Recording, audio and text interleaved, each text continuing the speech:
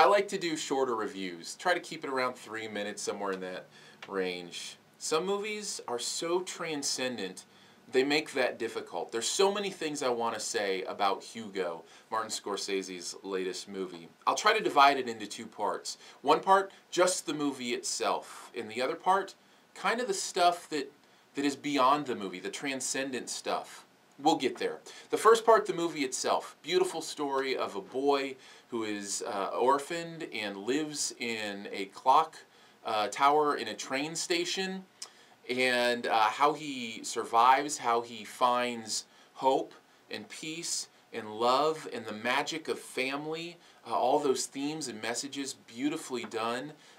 As a movie itself, it is made wonderfully. The visuals are gorgeous, and you have to see this movie in 3D. In fact, Martin Scorsese has said in many interviews how he wanted to make this movie to show how 3D could be used to tell better stories, and that is evident in this movie. The first 20 minutes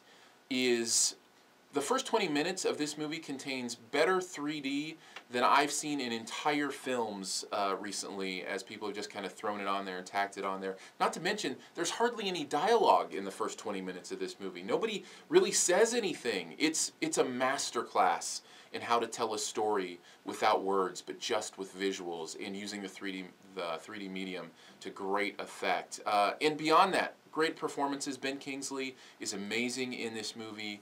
The story is great. The way it all weaves together, the themes of cinema and movies and magic, and taking something that some people saw as just a gimmick and turning it in to a way to tell amazing stories. And that's really the subtext here. That is the transcendence of this movie, is it is a movie about movies itself.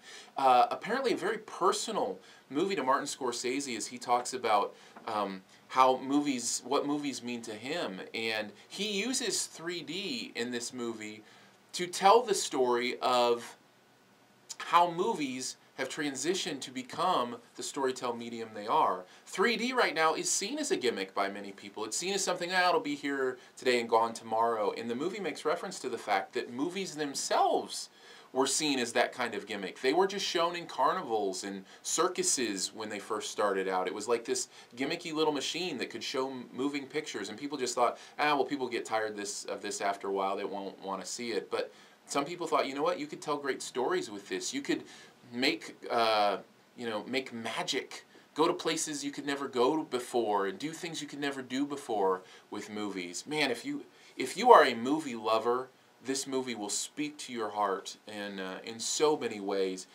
because now Martin Scorsese is saying the same thing about 3D, that what is seen as a gimmick can be used to tell this beautiful story in ways that you've probably never seen before.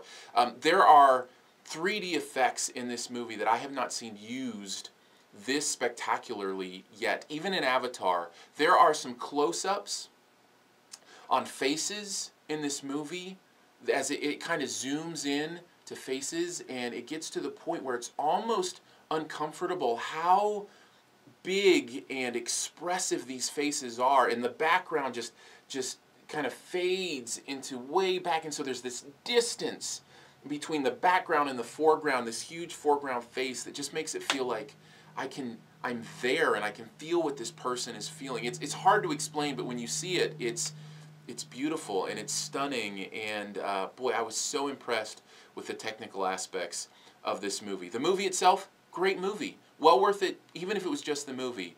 But the technical aspect of it and the movie making part of it and how personal it is to Martin Scorsese, I think he's made a masterpiece here. I think this will be one of the best movies I see all year. It's called Hugo, and it's well worth your time.